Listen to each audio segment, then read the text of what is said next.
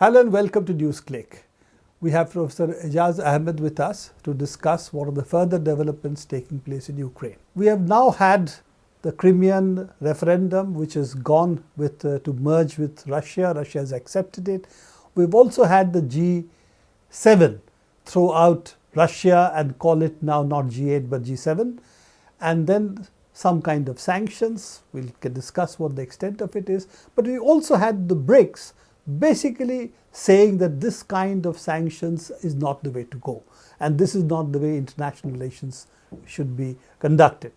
Do you think, as we see it now, that things are becoming a little more clear and there is a possibility, really much more immediate possibility of a renewal of the Cold War by what's happening?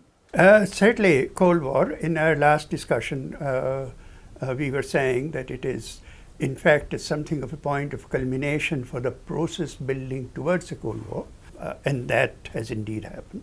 But the way you put it, what strikes me in that is that there is now a much clearer division between the Western core advanced capitalist countries and virtually the rest of the world. One of the things that strikes me is that from Gorbachev right up to Putin, Russia has had this romance of entering the Western world and becoming a part of a common European home. They have been slapped in the face again and again and again and again.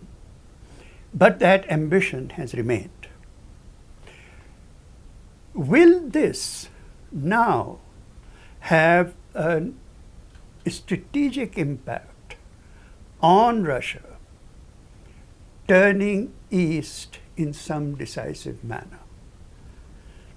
That they have come right up to your borders. What has been very clear to all of us, that all of this Middle East and Western Asia and this and that, ultimate aim is to isolate Russia and China, because those are the powers. And subsidiarily Iran. And subsidiarily Iran. Those are the great powers. I mean, emerging powers that the West has a strategic conflict with. So now that you have arrived at that point, and on this I think the US has to make up its mind. How much sanctions are they going to put in place? And whether or not they're going to accept neutrality for Ukraine, for what remains of Ukraine, and a federal structure and neutrality, no NATO forces and so on in Ukraine. But above all, what kind of sanctions are they talking about? Some of the sanctions that the Americans can put in place can hurt Russia in the short run, substantially. Russia has many cards to play, but that depends. My sense is that if the Americans really go forward with any serious degree of sanctions, they will force Russia into changing strategically away from the West, more towards the East, that is to say China and the rest of the BRIC countries, etc. Two issues in this, without getting into details of sanctions just now. One is that the NATO alignment now seems to be looking at Georgia, Moldova, Azerbaijan and Ukraine as the line, which is really bringing a containment of Russia right up to the borders of Russia, and it's a far more eastern line than what the NATO originally had when Soviet Union was there, which is something they had decided they would not extend, which they have over the last 15 years, 20 years, as you have said. So that's one part of the containment, militarily what they will do. The second part, what you've said, and I think that's a very important piece at the moment, is Ukraine itself. And there, interestingly enough, you have started talking about a federal structure for Ukraine, and that could mean ratcheting down some of the demands that have been made by the Kiev government, throwing out Russia as a language, taking off Russian television stations, all of which they have done in different ways. So do you think there is really a possibility of a re-emergence of some kind of consensus over Ukraine and trying to bring it back, as it were, into what it was before all these incidents, which is really a coexistence between various ethnic groups, language groups, and essentially what all nation states do, which is really coexist with different differences. Let's retrace our steps a bit. My sense is that the Russians had produced a very coherent and comprehensive plan for resolving the Ukrainian issue, precisely based on federalism, which could have kept Crimea inside Ukraine. They did it before the Americans pushed the things over the precipice, in my view. In this scenario, I think the strategic fact, the most important fact in my view is EU coming in and signing that document on February 21st, in which the existing government of Ukraine of that time conceded all kinds of things, including disbanding their police and so on and so forth. Security Russia was also a part of the agreement. Russia was behind it, quite clearly. In my view, Russia did not want Ukraine to break up. It did not want Crimea to become a part of Russia. It is at that time that the federal formula was presented by the Russians. What happened in terms of strategic reading on the part of the Americans, how they read the Russian intentions, they did not understand if they really pushed this over that line, as Russians have been calling it. Russia will indeed take Crimea, because Crimea would leave. So I think whether it was designed to be that way, they decided that let Crimea go and let us take over Ukraine. Having integrated Crimea back into Russia, Russians are still saying that there is a solution, and the solution is a federal one, in which all the nationalities, at the same time in Putin's speech, it's very clear that he is saying there is that solution, we have no desire to break up Ukraine. That solution is there, but hundreds of thousands of Russians live in Ukraine, and we will defend them. So let the West decide which way it is going. Yes, there are those noises that you're talking about, that now they're presenting that federal formula as if it was theirs. The other part in it is we have to see what happens. Immediately after the coup, it were the fascists who took over the whole of the defense, military and security and defense and all of that apparatus. Will they continue to run it? Because in Europe, I think public opinion is going to rise against that if they stabilize the Ukraine government, which is dominated by the fascists. Are they going to sideline those fascists, bring in their moderates, etc., and then go for a federal one, and then not take Ukraine into the EU, but not into NATO? It's for them to decide. That's an interesting position that you're talking about. What happens to the fascists in the Ukrainian government? As you might have seen, Sasha Billy, one of the rather embarrassing fascists who have been on YouTube quite a lot, hectoring, beating up administration officials and so on. He's been killed, and the Ukraine Interior Ministry has accepted they've killed him. And we know that it was really not a shootout. It was essentially elimination from what we can read in the And so far as we know, this fascist defense minister has been fired. That's the second thing that has happened. And he's the one who had in Crimea had asked the Ukrainian forces to fire at the Russians, and which the Crimean forces very rationally did not do. And finally he has been sacked, or he has left, whatever it is. So we have this change. So could be possible that there is a rethink on some of this and trying to... Some of the laws that they passed the first day have been rescinded on the question of languages. Languages, yeah. In fact, the supposed president did not sign it. Right, So that way didn't get that. So it's held, at least held in abeyance. Held in abeyance. However, some of the federating states have already banned the Communist Party, the Party of the Regions, and imposed far more stringent rules. It's an interesting issue that while democracy is supposedly the slogan of the West, but banning of the Communist Party has not made any, had not created any response Yes, from the West. and you know, I mean, it's not a small party. It took 13% of the vote in the last elections, certified by everybody as fair and all that.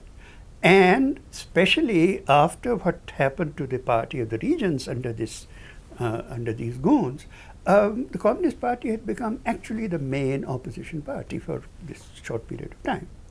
So trying to ban the main opposition party by a government which is run by fascists is a remarkable achievement of democracy. So there is maybe some at least ratcheting down of the immediate tension, trying to avert a situation where eastern and southern Ukraine splits from the western Ukraine, and which in that case would raise the international temperature far more. So seems that there is some rethink. Do you think there is a difference between what the Germans want and the US wants? Because Germans are really far more dependent on Russia in economic terms, much deeper relations economically with Russia. Or do you think they're still operating as a cohesive bloc? You see, Europeans are not talking very much. But each day that passes without the Americans being able to go beyond those ridiculous sanctions that they have announced seems to suggest that there is a deep fissure there. The Cameron and others, England, UK has already made its sort of ritual announcements of loyalty to the United States and so on. But major EU powers, Germany and France, have not.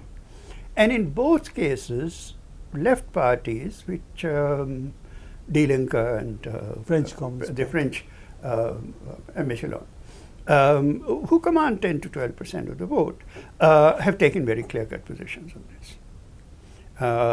this. They keep talking of a Russian invasion, which I don't understand what they're referring to, but for the rest, they have taken very clear-cut positions of where the faults lie. That pressure is already there. As you said, Germany needs Russia a lot more for economic reasons. It's not just dependence on gas. 600 German corporations do business in Russia. Small and medium ones as well. It's a huge economic relationship of very complex kind. You can't play the game of sanctions so easily. So my sense is that there is likely to be, we don't know, but my sense is there is likely to be dissension. However, in all major cases over the last whatever number of years you wish to choose to take into consideration, Europe, when truly pressed by the Americans, have fallen in line. That even on this issue we can see that there is really, it was orchestrated by Victoria Nuland Payet, who's the ambassador, funding really fascists, McCain and others lining up with them on television in Euromaidan. All this was basically clearly orchestrated much more by the US than by the other EU powers. And not just a faction in the US. Yeah.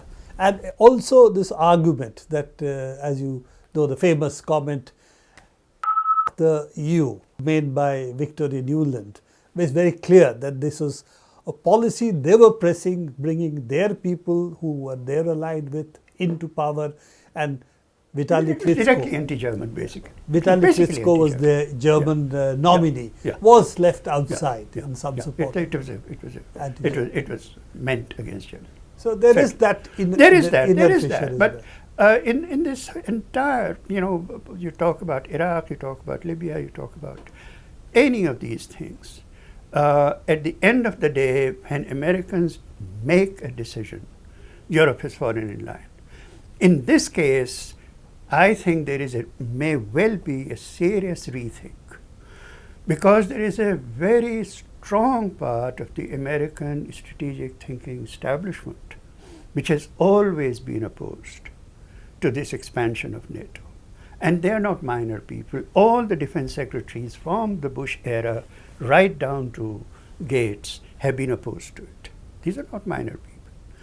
The great Cold Warriors have always been opposed to it. Now they have mishandled it so badly that there has to be a rethink. And Obama is again in that position where Russians have to extricate him from the stupidity that he's got himself into. Because they have so overplayed the cards so openly. I mean, that lady didn't just use that language. There was this whole conversation of who should be doing what there. She's going out there distributing shortbread, etc., etc. Americans did it in such a vulgar American way that you can't deny it. That's very strange, because after all, one country intervening in the internal affairs of another country so openly. In any other place. And the highest rhetoric. There will be consequences. I mean, John Kerry and Obama, it's not just Nuland. She's a small fry, she could be fired. Obama and Kerry, constantly. This vote is against, it violates international law. Obama, there will be sanctions. Kerry's statement that countries do not march into other countries violating international law, right, considering right. Iraq. Who is talking? Who is talking? So, and Russians did not march into any country at all. Yeah. I mean, it's amazing. You know, you pick up The Guardian, first sentence, Russian invasion, the term. You read all the left-wing social democrats of Europe. First, they begin with Russian invasion. As Putin said in his speech, what kind of invasion in it, in which not a shot has been fired, there has been not one casualty, not one. What kind of invasion is this? last point regarding the sanctions. These sanctions are cosmetic because they have gone overboard. They have been trying to do bluff and bluster with Russia. So they are forced now to do something. But do you think that these sanctions will, there's really any bite to the sanctions except what would be for playing to the gallery? Praveen, at the moment there are 24 countries in the world that are under sanction by the United States. Can you remember which one they are? Can I remember which one they are? Obama may not remember which ones they are. We remember two of them. Iran, Cuba and Iran. I also remember Zimbabwe. Yes, Zimbabwe. Four of them we remember. Sanctions don't work. They have never worked. They have not worked with weak countries, small economies. Forget about big ones. Forget Russia. Russia is the top exporter of gas and oil in the world. Russia is now after the last 10 years of recovery, officially a high-income country. It is the largest territorial country in the world. It is full of nuclear arsenal. Yes, there is all this, I mean, Europe is dependent on Russia. You're not talking of even of Iran, which has survived the sanctions perfectly well. So these are absolutely symbolic and absurd. But to go seriously into sanctions that would bite Russia, Russia has all kinds of answers to that without putting any sanctions on the Americans. All they have to do is to release state-of-the-art military weaponry to Iran. They and Chinese have enough cash to build pipelines which diverts all the oil and gas from Europe to China. I mean, Russia has choices. These people don't. The other issue, of course, is moving away from dollar as a reserve currency, particularly for hydrocarbons. Absolutely, and they have said so. They have said so, and they can.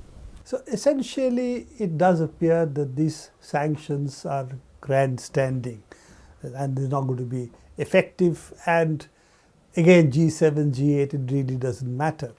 And G20, they're not going to succeed to get Russia out. It's been made clear by other countries. By other countries, there is a joint declaration. Yeah. Like BRICS countries. So if we need to look at now two things in the next few months: what happens in Ukraine and whether Georgia, Moldova, and Azerbaijan now comes into the eastward push of NATO, because that seems to be the new strategy if the NATO extension continues. Ukraine being one part, but these are the other countries.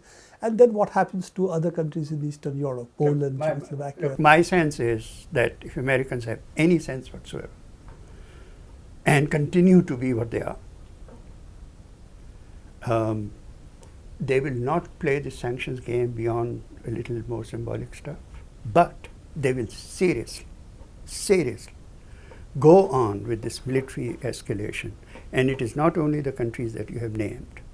They will up the game in the countries that have emerged out of the Asian republics of the former Soviet Union, the so-called stans. Americans will, those countries already have all kinds of relationships with the United States.